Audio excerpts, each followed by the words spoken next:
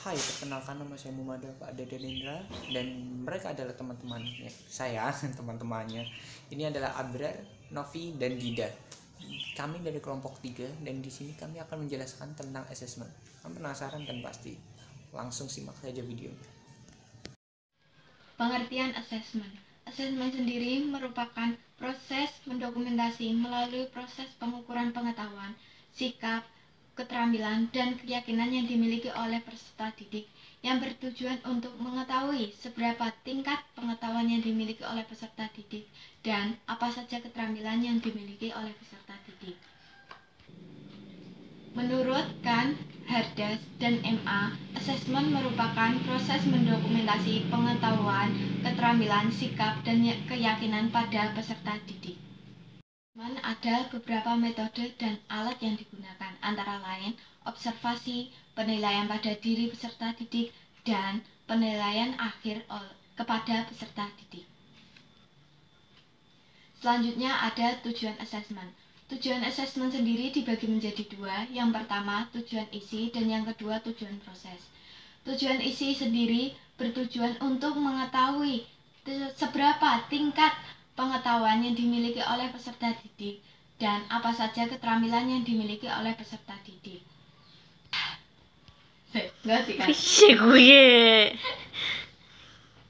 Tujuan isi biasanya berfokus pada Tujuan isi sendiri biasanya berfokus pada penilaian akhir belajar peserta didik. Yang kedua yaitu ada tujuan proses. Tujuan proses sendiri bertujuan untuk mengetahui kelemahan dan kekuatan yang dimiliki oleh peserta didik. Selanjutnya digunakan untuk merencanakan proses pembelajaran untuk peserta didik yang sesuai dengan kemampuan. Yang kedua yaitu tujuan proses. Tujuan proses sendiri bertujuan untuk mengetahui kekuatan dan kelemahan yang ada pada diri peserta didik. Selanjutnya digunakan untuk merencanakan pembelajaran yang sesuai dengan peserta didik. Biasanya sebelum itu, guru melakukan pendekatan pada peserta didik untuk mengetahui tentang peserta didik tersebut. Selanjutnya, guru melakukan interview, observasi, dan penelitian terhadap peserta didiknya. Halo guys, perkenalkan nama saya Muhammad Dedenindra dan di sini saya akan menjelaskan tentang jenis-jenis dan prinsip asesmen. Pertama, untuk jenis-jenisnya ada 6 jenis. Yang pertama adalah tes tertulis. Tes tertulis nggak selalu harus menjawab pertanyaan dengan tulisan. Ya nggak selalu seperti itu. Itu juga bisa diganti dengan mewarnai, menggambar diagram, grafik, atau mungkin memberi tanda. Ya seperti itulah. Jadi nggak harus menjawab dengan tulisan. Dan selanjutnya, halo guys, perkenalkan nama saya Muhammad Dedenindra dan di sini saya akan menjelaskan tentang jenis-jenis dan prinsip asesmen. Pertama, untuk jenis-jenisnya ada 6 jenis. Yang pertama adalah tes tertulis. Tes tertulis nggak selalu harus menjawab pertanyaan dengan tulisan. Ya nggak selalu seperti itu. Itu juga bisa diganti dengan mewarnai, menggambar diagram, grafik, atau mungkin memberi tanda. Ya seperti itulah. Jadi nggak harus menjawab dengan tulisan. Dan selanjutnya, dan untuk yang kedua ada performance assessment, di mana kita harus mendemonstrasikan pengetahuan dan pengaplikasian pemahaman yang mendalam serta keterampilan dalam berbagai konteks. Jadi kayak kita harus menampilkan suatu penampilan sesuai dengan kriteria yang diinginkan oleh penguji.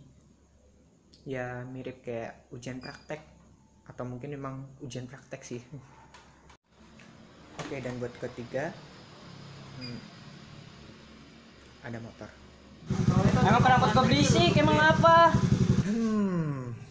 Jenis yang ketiga hilang, jadi saya ulangnya sekarang.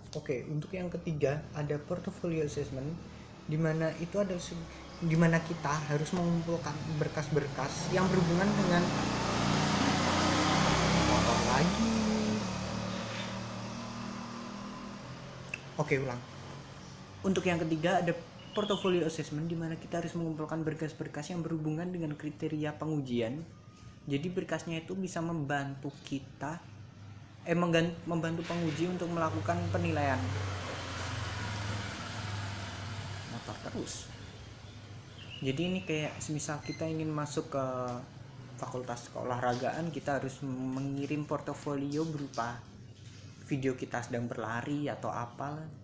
Kalaupun seni musik kita harus ngirim video tentang main musik dan nyanyi begitu. Oke, lanjut. Dan untuk yang keempat ada project assessment, di mana kita harus mengumpulkan suatu tugas dalam batas waktu tertentu, dan tugasnya itu kayak ngumpulin data, penyajian data, ya gitulah. Jadi tugasnya itu berhubungan dengan orang langsung, entah itu primer maupun sekunder, ya pokoknya berhubungan dengan orang. Jadi ini tuh untuk menilai kemampuan kita dalam bidang umum. Oke, saya capek berdiri terus karena dari tadi gagal ngulang. Saya mau duduk dulu bentar. Dan untuk yang kelima ada product assessment, di mana kita ini dinilai untuk menciptakan suatu barang, benda dengan kualitas tertentu. Terakhir, di urutan terakhir ada self assessment, di mana penilaian ini dilakukan sendiri antara guru dan murid. Jadi pusatnya bukan tentang perbaikan guru, tapi perhatian antara guru dan murid dalam perbaikan pengelolaan pembelajaran. Jadi ini tuh fungsinya untuk mengelola kegiatan belajar mengajar menjadi lebih baik. Mari kita lanjut ke prinsip-prinsip. Oke, mari kita lanjut. Dan untuk prinsip-prinsip asesmen, di sini ada 7 prinsip asesmen, di mana yang nomor 1 atau yang pertama adalah prinsip integral dan komprehensif, di mana itu adalah penilaian dilakukan secara utuh menyeluruh terhadap semua aspek pembelajaran, baik pengetahuan, keterampilan, sikap maupun nilai. Oke, lanjut ke yang kedua. Yang kedua ini ada prinsip kesinambungan, yaitu penilaian yang dilakukan secara berencana, terus-menerus, dan bertahap untuk memperoleh gambaran tentang perkembangan tingkah laku peserta didik sebagai hasil dari kegiatan belajar. Dan untuk yang ketiga ada prinsip objektif, yaitu penilaian dilakukan secara menggunakan alat ukur yang handal, dilaksanakan secara objektif sehingga dapat menggambarkan kemampuan yang diukur. Lanjut, keempat, kemampuan membaca. Kemampuan membaca, menulis, dan berhitung merupakan kemampuan yang dikuasai oleh peserta didik, sehingga penguasaan terhadap ketiga kemampuan tersebut adalah persyaratan untuk kenaikan kelas. Lanjut, nomor 5 adalah penilaian yang dilakukan mengacu pada indikator dari masing-masing kompetensi dasar dari setiap mata pelajaran. Gimana jelasnya? Nggak tahu. Lanjut aja ya. Ya, lanjut. Oke. Nomor 6, penilaian pembelajaran tematik mencakup penilaian terhadap proses dan hasil belajar peserta didik. Penilaian proses belajar adalah upaya pemberian nilai terhadap kegiatan pembelajaran yang dilakukan oleh guru peserta didik. Sedangkan hasil belajar adalah proses pemberian nilai terhadap hasil-hasil belajar yang dicapai dengan menggunakan kriteria tertentu. Oke, yang terakhir atau nomor 7 adalah hasil karya atau hasil kerja peserta didik. Ini dapat digunakan sebagai bahan masukan guru untuk mengambil keputusan pada asesmen berbasis kelas.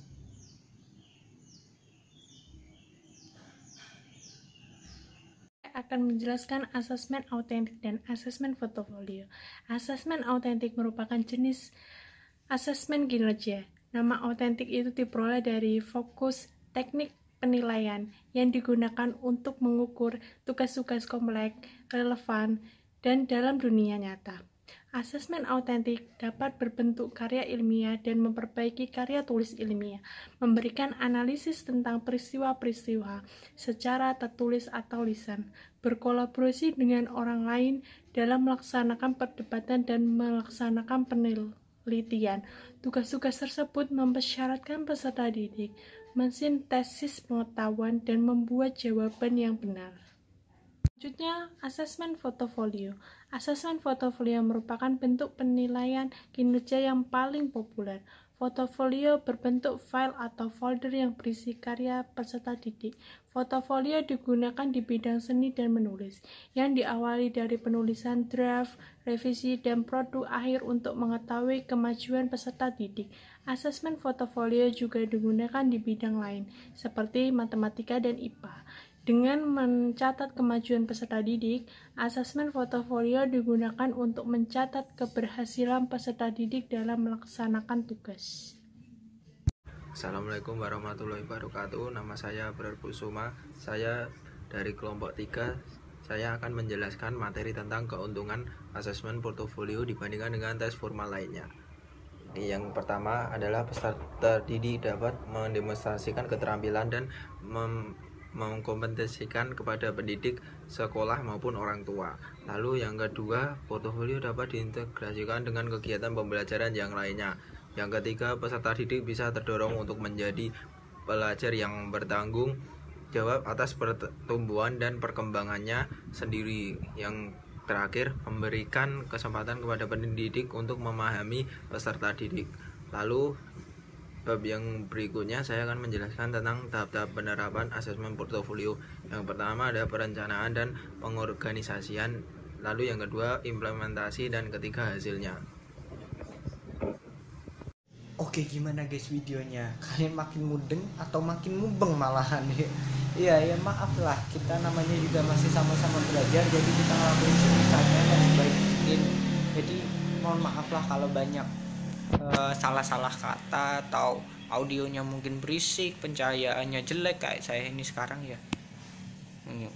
Ya pencahayaannya kurang bagus atau banyak noise-nya ya, mohon maaf. Dan ada penjelasan-penjelasan yang kurang menjelaskan tapi malah membingungkan ya, kami minta maaf. Tapi sekian dari kami, terima kasih.